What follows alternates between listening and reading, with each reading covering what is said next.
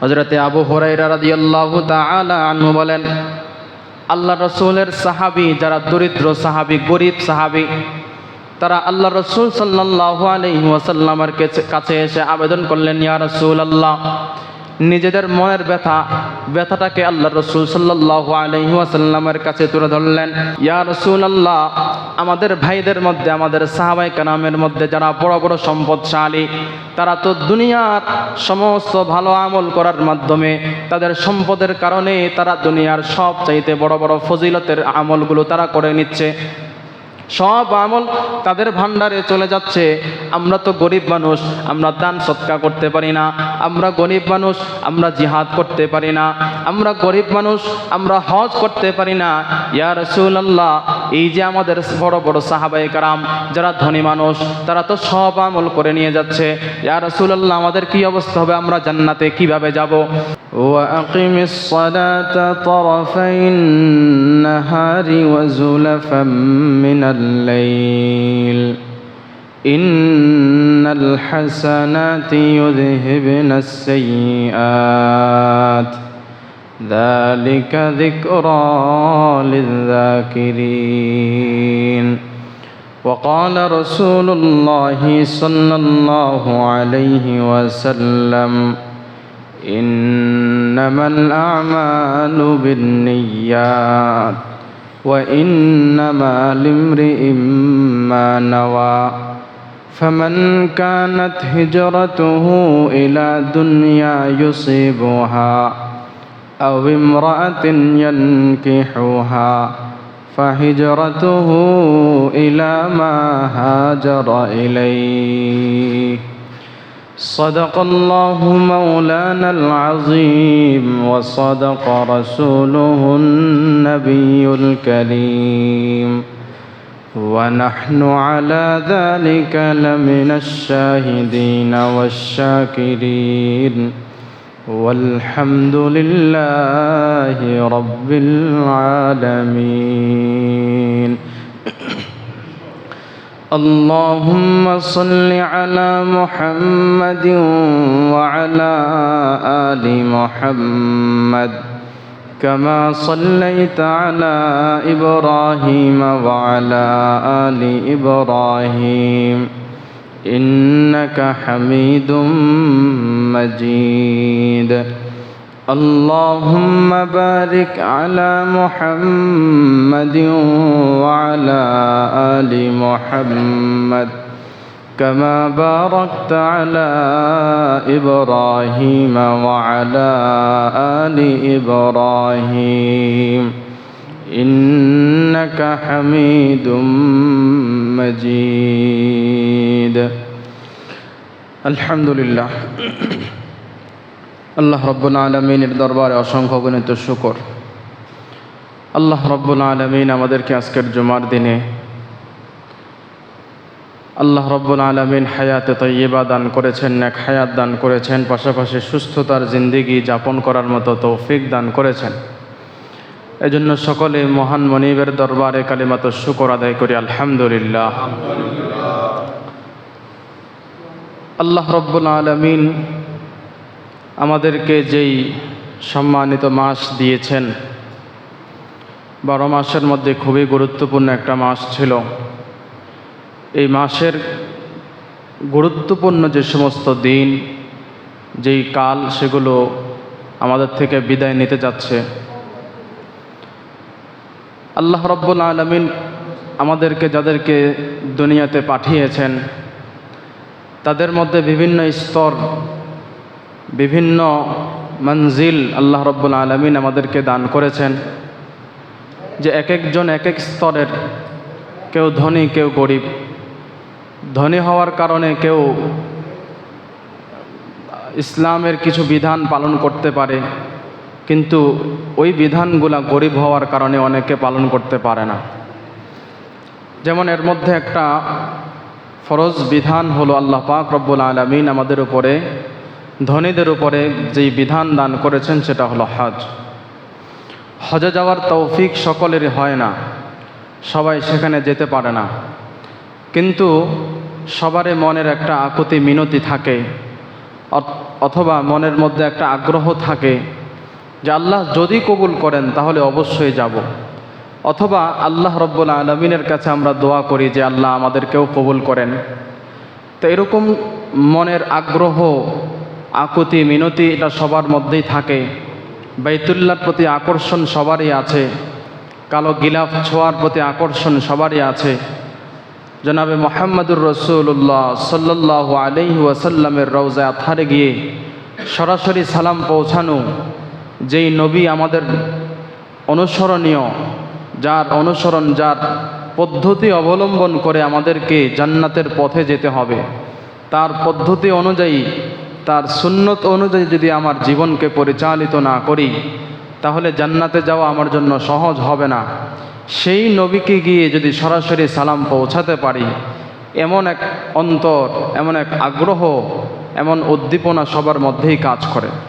কিন্তু আল্লাহ রব্বুল আলামিন সকলকে তৌফিক দেন না, সকলের জন্য সেখানে হাজিরা দেওয়া সহজ হয় না। এজন্য আল্লাহ রব্বুল আলামিন যারা সেখানে যেতে পারে না তাদেরকেও নৈরাশ করেন না, অর্থাৎ আল্লাহ তাদেরকেও এমন এমন কাজের মাধ্যমে, এমন কিছু বিশেষ আমলের মাধ্যমে তাদেরকেও ওই পরিমাণ সওয়াব দান করেন যেই পরিমাণ সওয়াব সরাসরি হজে গিয়ে পাওয়া যায়। এজন্য এমন কিছু আমল আছে যে আমলের মাধ্যমে আমাকে যদি আল্লাহ তাআলা বাইতুল্লাহ গিয়ে তাওয়াফ করার মতো সশরীরে সেই সুযোগ নাও দেন, কিন্তু হতে পারে যে আমি প্রত্যেক মুহূর্তে সেই বাইতুল্লাহ জিয়ারতের সওয়াবও পেতে পারি। এজন্য এমন এমন কিছু আমল আছে যে আমলগুলোর উপরে যদি আমি সবসময় আমল চালিয়ে যাই তাহলে আল্লাহ রব্বুল আলামিন আমাকে বাইতুল্লাহ জিয়ারতের সওয়াব নসিব করবেন। তবে এর মধ্যে সবার আগে বিষয় হলো আমাদের নিয়ত কেমন সেটা দেখতে হবে। ওই যে বললাম যে অনেকে বাইতুল্লাহ জিয়ারত করে, আবার অনেকে জিয়ারত করে না। তো যারা বাইতুল্লাহ জিয়ারতে যায় তাদের তুলনায় যে যায় নাই সে বেশি হজের সওয়াব পেয়ে যায়। এটা তার নিয়তের কারণে। এজন্যই ইসলামের মধ্যে যত আমল আছে, যত কাজ আছে, সব কাজের মূল হলো নিয়ত। আমার মন কি চায়, আমার মনের মধ্যে কি আছে, আমার আগ্রহ কোন দিকে, আমি উপরে বলি একটা, ভিতরে কি আরেকটা। যদি এমন হয় তাহলে আল্লাহ রাব্বুল আলামিন আমার আমল কবুল করবেন না। এজন্য সমস্ত আমল হলো নিয়তের উপর নির্ভরশীল। আল্লাহ রসুল সাল্লাল্লাহু আলাইহি ওয়াসাল্লাম হাদিসের মধ্যে বলেন, ক্বালা রাসূলুল্লাহি সাল্লাল্লাহু আলাইহি ওয়াসাল্লাম, ইন্নামাল আ'মালু বিন্নিয়াত ওয়া ইন্নামা লিমরিইম মা নাওয়া। আল্লাহ রসুল সাল্লাল্লাহু আলাইহি ওয়াসাল্লাম হাদিসের মধ্যে সুস্পষ্ট ভাষায় বলেন, সমস্ত আমল, সমস্ত কাজ নিয়তের উপরে নির্ভরশীল। ওয়া ইন্নামা লিমরিইম মা নাওয়া, বান্দা মনে মনে যেই নিয়ত করবে আল্লাহ রাব্বুল আলামিন তার নিয়তটাকেই পূরণ করবেন। ফামান কানাত হিজরাতুহু ইলা দুনিয়া ইউসিবুহা, কোন বান্দা যদি এক দেশ থেকে আরেক দেশে স্থানান্তরিত হয়, এক দেশ থেকে আরেক দেশে স্থানান্তরিত হয়, এক দেশ থেকে আরেক দেশে হিজরত করে, কিন্তু তার মনের নিয়ত কি? যদি নিয়ত থাকে এই দেশের মধ্যে ইবাদত বন্দেগী ভালোভাবে করা যায় না, কাফের রাষ্ট্র, আমি একটা মুসলমান রাষ্ট্রের মধ্যে চলে যাব, মুসলমান রাষ্ট্রের মধ্যে গিয়া আল্লাহ পাক রব্বুল আলামিনের ইবাদত বন্দেগী সুষ্ঠুভাবে করব, সুন্দরভাবে আদায় করব, যাতে কোনো ধরনের বাধা বিঘ্নতা না আসে। বান্দার যদি আমলের, এই আমলের নিয়ত যদি এমন হয়, আল্লাহ পাক রব্বুল আলামিন তার নিয়তের বদৌলতে তাকে সওয়াব দান করবেন। কিন্তু কোনো বান্দার যদি নিয়ত হয়, ফামান কানাত হিজরাতুহু ইলা দুনিয়া ইউসিবুহা, বান্দার নিয়ত থাকে যদি এমন, এক দেশ থেকে আরেক দেশে যাব, ওই দেশে গিয়ে মাল কামাবো, ওই দেশের নারীদেরকে বিবাহ করব, যদি এমন উদ্দেশ্য হয়, আল্লাহ রাব্বুল আলামিন তার উদ্দেশ্য অনুযায়ী, তার নিয়ত অনুযায়ী প্রতিদান দিবেন। আমাদের দেশ থেকে অনেক মানুষ প্রবাসে যায়, অন্য দেশে যায়, হিজরত করে স্থানান্তরিত হয়। উদ্দেশ্য হলো ইতালিতে গেলে ভালো টাকা পাওয়া যাবে, আমেরিকাতে গেলে ভালোভাবে সেটেল হওয়া যাবে, কানাডায় গেলে আমার একটা ভালো পজিশন হবে। এবং যদি হিজরত আমার যদি নিয়ত যদি এমন হয়, ফামান কানাত হিজরতুহু ইলা দুনিয়া ইউসিবুহা, দুনিয়ার মাল কামানোর উদ্দেশ্যে যদি আমার হিজরতটা হয়, আমার দুনিয়ার স্থানান্তর হয়, অথবা ফামান কানাত হিজরতুহু ইলা দুনিয়া ইউসিবুহা আও ইমরাআতিন ইয়ানকিহুহা, অথবা আল্লাহর রাসূল বলেন কারো যদি নিয়ত হয় কোনো নারীকে বিবাহ করব, অন্য দেশে গিয়ে অন্য এক নারীর সাথে আমার সম্পর্ক হয়ে গিয়েছে, তার কাছে চলে যাব, তাকে বিবাহ করব, অথবা অন্য কোনো নারীকে আমার দেশে নিয়ে আসলাম, তার সাথে সম্পর্ক করে তাকে আমি বিবাহ করব। এই যে নিয়ত, আমার নিয়ত যদি খারাপ হয়, আমার নিয়ত যদি দুনিয়া হয়, আমার নিয়ত যদি অর্থ হয়, আমার নিয়ত যদি সম্পদ হয়, আল্লাহ পাক আল্লাহ রাসূল সাল্লাল্লাহু আলাইহি ওয়াসাল্লাম বলেন ওই বান্দাকে আল্লাহ রাব্বুল আলামিন তার নিয়ত অনুযায়ী প্রতিদান দিবেন। তাহলে নিয়ত অনুযায়ী আল্লাহ রাব্বুল আলামিন আমাদের সব কিছু, আমাদের সব আমলকে কবুল করেন। নিয়ত ভালো হলে ভালো, নিয়ত খারাপ হলে আমার ওই আমল আল্লাহর দরবারে কবুল হবে না। এই বিষয়টাকে আরও স্পষ্টভাবে আল্লাহ রাসূল সাল্লাল্লাহু আলাইহি ওয়াসাল্লাম দীর্ঘ এক হাদিসের মধ্যে সুস্পষ্টভাবে বলেন।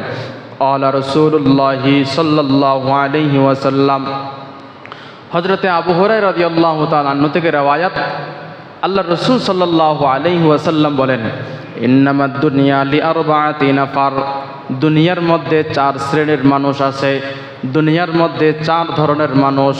1 নাম্বার, আবদুন রাযাকাহুল্লাহু মালান ওয়া ইলমা, আল্লাহ পাক রব্বুল আলামিনের এমন কিছু বান্দা আছে যেই বান্দাকে আল্লাহ রব্বুল আলামিন ধনও দিয়েছেন, ইলমও দিয়েছেন, ধন দিয়েছেন, ইলম দিয়েছেন, ফাহুয়া ইয়াত্তাকি ফীহি রাব্বাহু, এই ধন পেয়ে, দৌলত পেয়ে, এই ইলম পেয়ে, এই ধন দৌলতের কারণে সে আল্লাহ রাব্বুল আলামিনকে ভয় করে।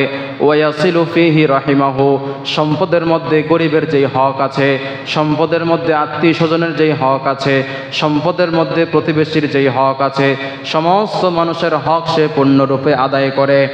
আবার ওই বান্দা ওয়াসিল ওয়ালামু লিল্লাহি ফীহি হাক্কা, এই সম্পদের মধ্যে আল্লাহ তাআলার কি হক আছে, যাকাতের বিধান সুষ্ঠুভাবে আদায় করে, সাদাকার বিধান সুষ্ঠুভাবে আদায় করে, কুরবানির বিধান সুষ্ঠুভাবে আদায় করে, অন্য কেউ বিপদে পড়লে তাকে রক্ষা করে।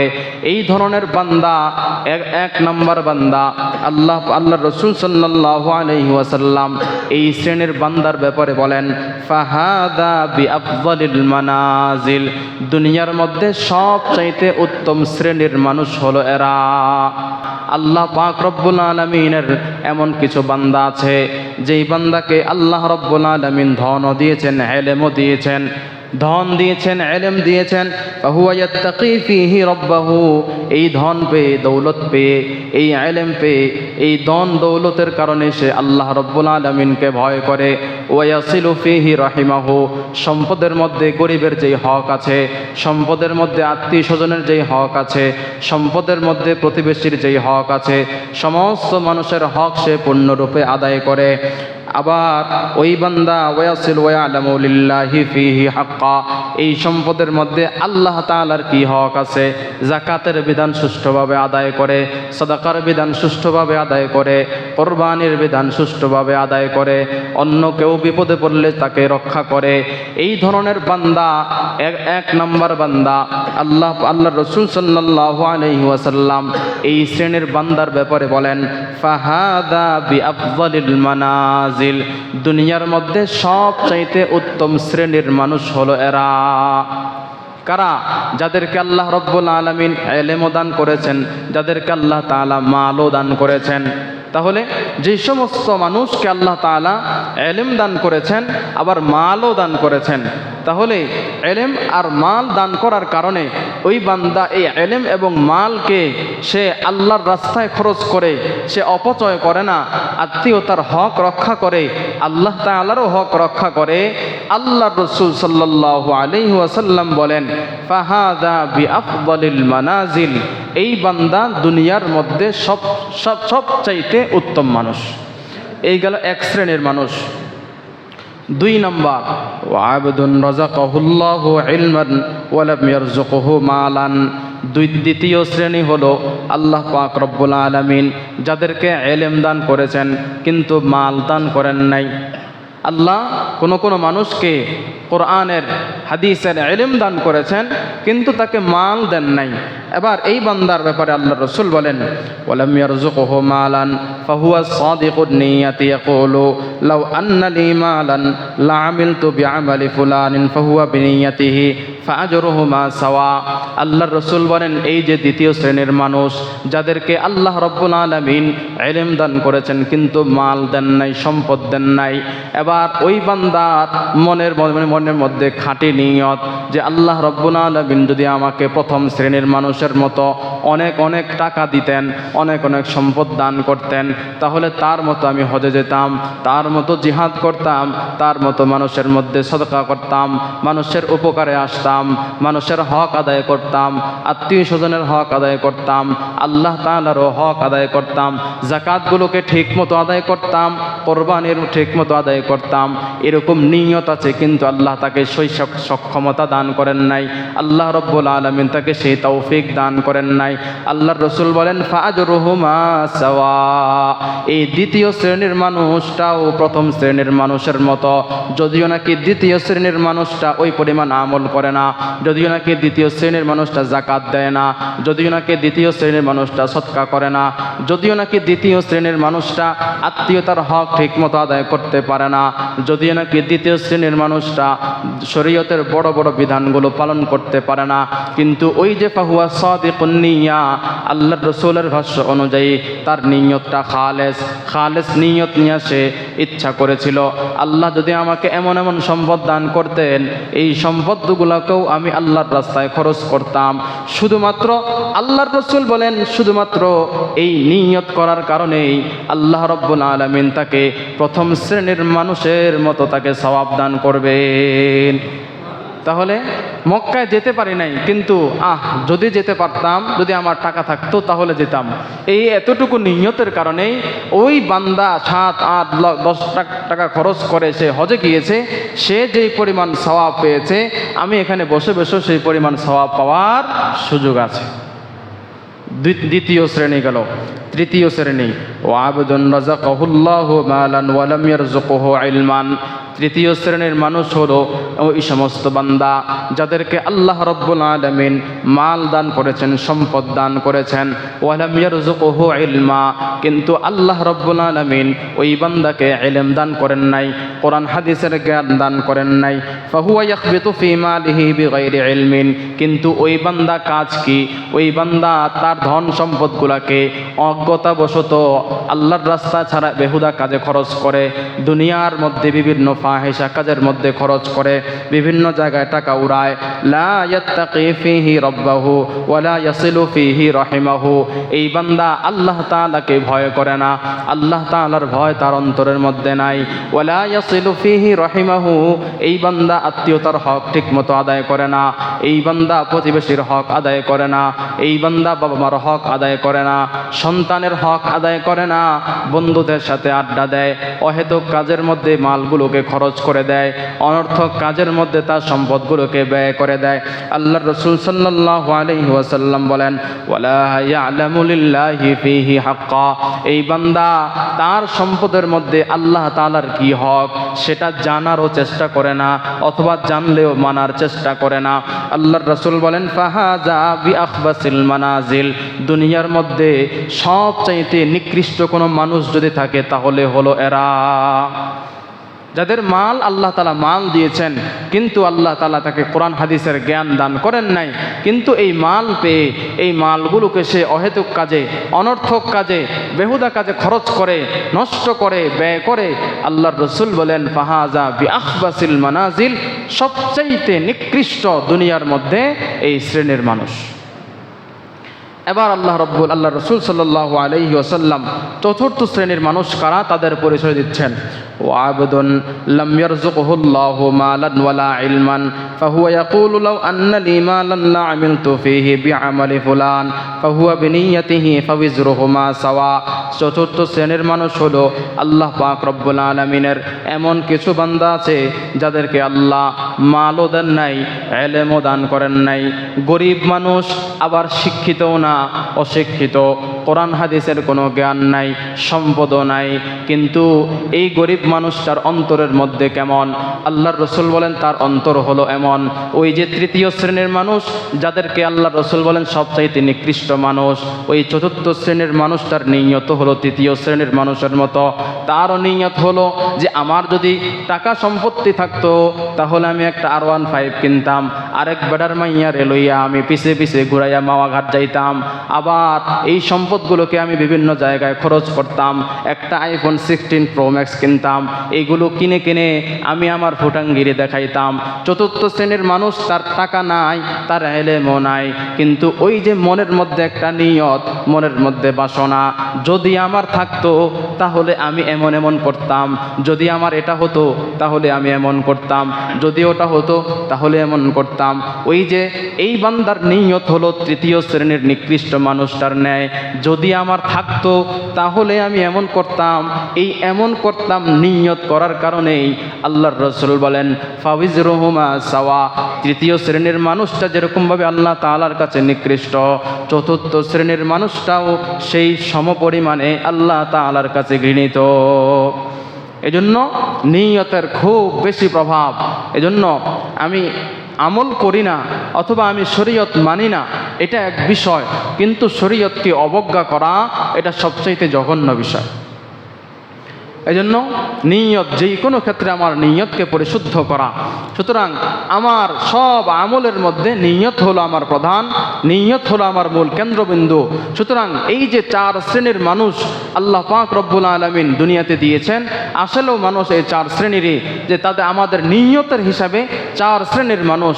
আল্লাহ রব্বুল আলামিন আমাদেরকে এই চার শ্রেণীর মধ্যে প্রথম শ্রেণীর মানুষদের অন্তর্ভুক্ত করে দেন, সবাই বলেন আমিন।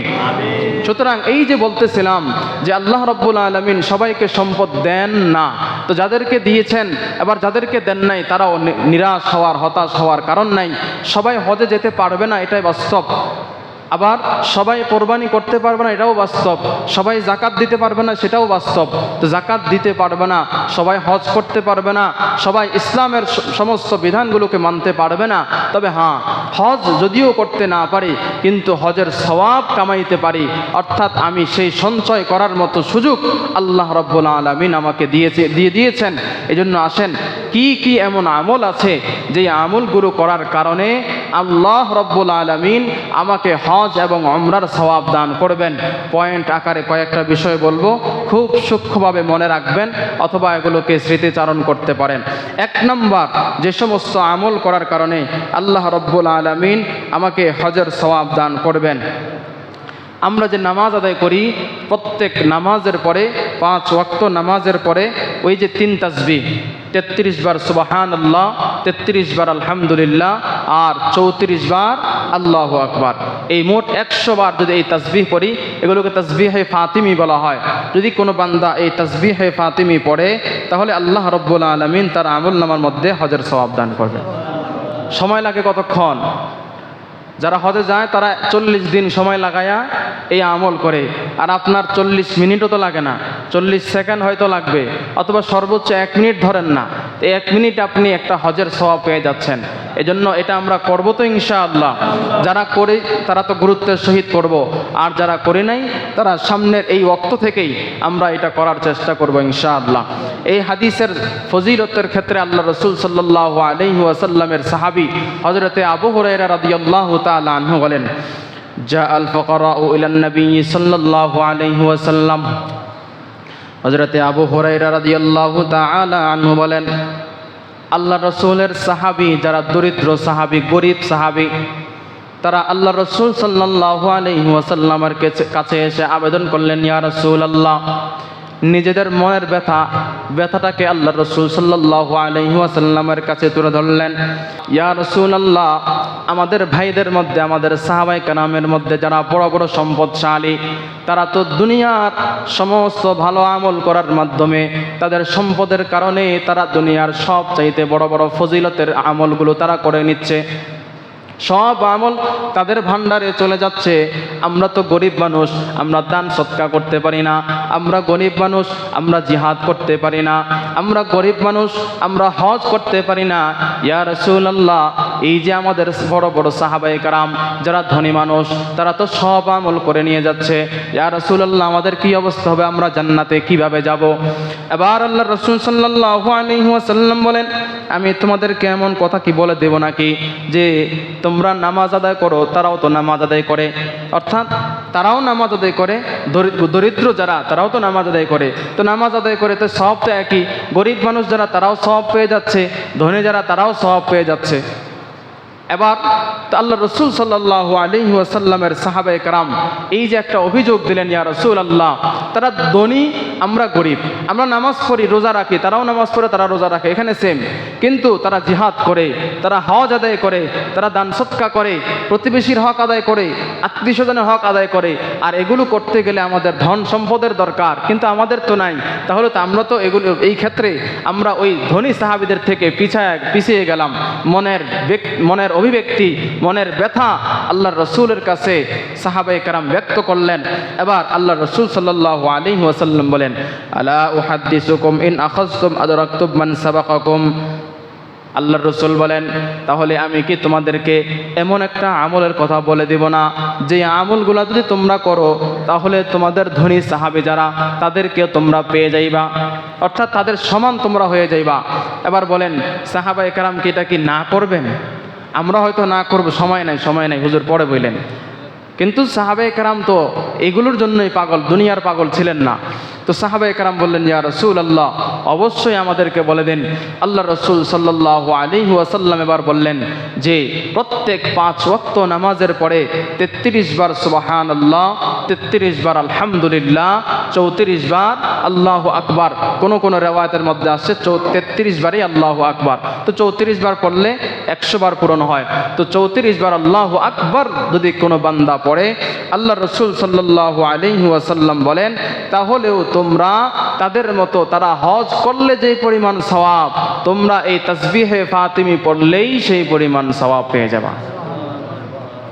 এবার এরপরও হাদিস, লম্বা হাদিস, সাহাবায়ে কেরাম এবার চলে গেলেন আল্লাহর রসুলের পক্ষ থেকে, আমল করা শুরু করলেন। এবার আচ্ছা বলেন, আল্লাহর রসুল যে তাদেরকে বলেছেন, তো ধনী সাহাবী যারা তারা কি শুনে নাই? তো ধনী সাহাবী যারা তারা কি এমন সাহাবী ছিলেন যে ঠিক আছে ওদেরকে বলছে ওরাই আমল করুক, আমরা আর আমল করব না? তো সাহাবায়ে কেরাম দরিদ্রদেরকে যখন বললেন, তখন ধনী সাহাবী যারা তারাও এই আমল করা শুরু করে দিলেন। এবার বলেন, প্যাঁচ লাগলো না আবার? তো তারাও তো আমল করে, আমরাও তো এই আমল করতেছি, তো আবার তো তারা আগেই রয়ে গেল। এবার আল্লাহ রসুল সাল্লাল্লাহু আলাইহি ওয়াসাল্লামের কাছে আবার দরিদ্র যারা তারা আসলেন, আবার অভিযোগ করলেন, ইয়া রাসূলুল্লাহ, আমরাও তো এই আমল করি, আবার তারাও সেই আমল করা শুরু করে দিয়েছে, এবার কি অবস্থা হবে? এবার আল্লাহ রসুল বললেন, যালিকা ফাদলুল্লাহ ইউতিহি মান ইয়াশা, এটা আল্লাহ তাআলার অনুগ্রহ, আল্লাহ যাকে ইচ্ছা ধন সম্পদ দেন। এবার আল্লাহ তাকে এই ধন সম্পদ দেওয়ার কারণে, ধন সম্পদগুলোকে সে যদি খায়রের কাজে, ভালো কাজে ব্যয় করে, আল্লাহ পাক রব্বুল আলামিন এই ভালো কাজে ব্যয় করার কারণে তাকে ফজিলত একটু বেশি দিবেন, এটাই স্বাভাবিক। তাহলে আল্লাহ কাউকে ধন দিয়ে পরীক্ষা করেন, কাউকে নিয়ে পরীক্ষা করেন। এজন্য আমলের ক্ষেত্রে প্রতিযোগিতা চলবে। হ্যাঁ, এবার প্রতিযোগিতার ক্ষেত্রে আমার মনের অবস্থা দেখে আল্লাহ রব্বুল আলামিন হয়তো আমাকে সওয়াব অন্যের তুলনায় বেশিও দান করবেন। এজন্য 1 নম্বর আমল হলো তাসবিহে ফাতিমি। 2 নম্বর হলো ইশরাকের নামাজ। কতটা গুরুত্বপূর্ণ নামাজ এই যে ইশরাকের নামাজ, ফজরের পরে, সূর্যোদয়ের পরে যেই নামাজটা, এটাকে বলা হয় ইশরাকের নামাজ।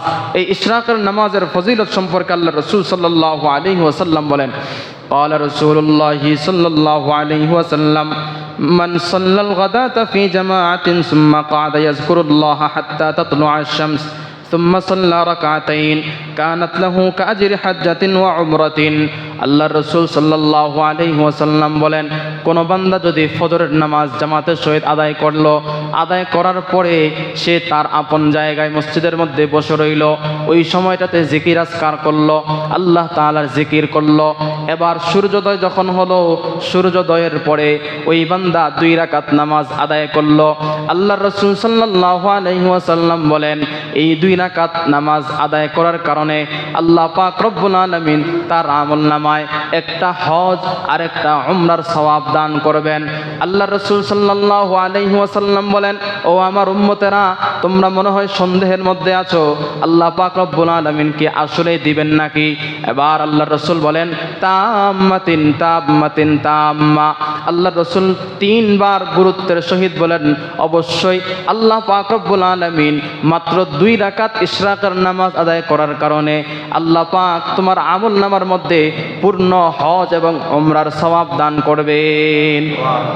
আল্লাহ রসুল 3 বার গুরুত্বের সহিত বলছেন, তাম্মাতিন আই কামিলাতিন, পূর্ণ হজ এবং পূর্ণ উমরার সওয়াব এই 2 রাকাত নামাজ আদায় করলেই আল্লাহ পাক রব্বুল আলামিন আমাদের আমলনামায় দান করবেন। তাহলে 1 নম্বর গেল তাসবিহে ফাতিমি, 2 নম্বর হলো কি ইশরাকের নামাজ, 3 নম্বর হলো চাশতের নামাজ। চাশতের নামাজ হলো সূর্যের আলোটা যখন সূর্যের তাপটা উঠে তখন যেই নামাজটা, তখন 8টা-9টার দিকের যে নামাজ, এই নামাজটাকে বলা হয় চাশতের নামাজ। এই চাশতের নামাজের উদ্দেশ্যে কোনো বান্দা যদি মসজিদে গমন করে তাহলে তার ফজিলত কি? আল্লাহ রসুল সাল্লাল্লাহু আলাইহি ওয়াসাল্লাম বলেন, قال رسول الله صلى الله عليه وسلم ومن خرج إلى تسبيح الضحى لا ينصبه إلا إياه فأجره كأجر المعتمر। আল্লাহ রসুল বলেন, কোন বান্দা যদি চাশতের নামাজের জন্য শুধুমাত্র এই উদ্দেশ্যে, অন্য কোনো উদ্দেশ্য না, শুধুমাত্র চাশতের নামাজ আদায় করবে এই উদ্দেশ্যে সে মসজিদের মধ্যে গমন করে, মসজিদে গিয়ে সে চাশতের নামাজ আদায় করে, আল্লাহ পাক রব্বুল আলামিন তার আমল নামার মধ্যে একটা পরিপূর্ণ উমরার সওয়াব দান করবে। তাহলে 8টা-9টার দিকে যে নামাজ, ওটা যদি আমি আদায় করতে পারি তাহলে আল্লাহ রব্বুল আলামিন আমাকে উমরার সওয়াব দান করবেন। আর ইশরাকের নামাজ আদায় করলে হজ এবং উমরা উভয়টার সওয়াব পাওয়া যায়। তাহলে বোঝা গেল ইশরাকের নামাজের গুরুত্ব বেশি, ইশরাকের নামাজ ছাড়া যাবে না। চাশতের নামাজ অনেকে হয়তো ডিউটিতে থাকার কারণে, কর্মস্থলে কাজে থাকার কারণে সুযোগ হয় না, কিন্তু চাশতের নামাজ তো সবাই পারি, সবাই সুযোগ হয়, এই জন্য এই সুযোগ হাতছাড়া করা যাবে না। 3 নম্বর গেল। 4 নম্বর, ফজরের নামাজের উদ্দেশ্যে অজু করে, ফরজ নামাজের উদ্দেশ্যে অজু করে মসজিদে গমন করা। অর্থাৎ মসজিদে এসে আমরা অজু করি অনেক সময়, তো মসজিদে আসার আগে আমি যখন বাসা থেকে রওনা করি, এই বাসা থেকে রওনা করে আমি যদি পবিত্রতা অর্জন করি, বাসা থেকে অজু করে যদি আমি সেখান থেকে আমি মসজিদে আসি, তাহলে মসজিদে ওই বাসা থেকে পবিত্র হয়ে আসার কারণে আল্লাহ পাক রব্বুল আলামিন আমাকে পরিপূর্ণ একটা হজের সওয়াব দান করবেন। قال رسول الله صلى الله عليه وسلم من خرج من بيته متطهرا إلى صلاة مكتوبة فأجره كأجر الحاج المحرم। আল্লাহ রসুল বলেন, কোন বান্দা ঘর থেকে বের হলো মসজিদে নামাজ পড়ার উদ্দেশ্যে, মসজিদে কোনো ফরজ নামাজ আদায় করবে, এবার সে বের হয়েছে মুতাতাহহিরান, পবিত্রতা অর্জন করে, অজু করে সে বের হয়েছে ঘর থেকে। আল্লাহ রসুল বলেন, ফাআজরুহু কাআজরিল হাজ্জিল মুহরিম। ইহরাম অবস্থায়, ইহরাম বেদে কোনো বান্দা হজ পালন করলে যে পরিমাণ সওয়াব, আল্লাহ পাক রব্বুল আলামিন বাসা থেকে অজু করে আসার কারণে সেই পরিমাণ সওয়াব দান করবেন। তাহলে দেখেন, সামান্য কোরবানি, যে অজু এখান থেকে করলাম, অজু তো করতেই হবে, এখান থেকে করলাম, তো আমি বাসা থেকে করে আসলাম, তাহলে বাসা থেকে করে আসার কারণে এই কাজটা এখান থেকে আর ওখান থেকে করার কারণে আল্লাহ রাব্বুল আলামিন আমার আমল নামায় পরিপূর্ণ একটা হজের সওয়াব দান করবেন। তাহলে দেখেন, ইসলামের মধ্যে কত সূক্ষ্ম সূক্ষ্ম আমল, কিন্তু সওয়াব কত বেশি।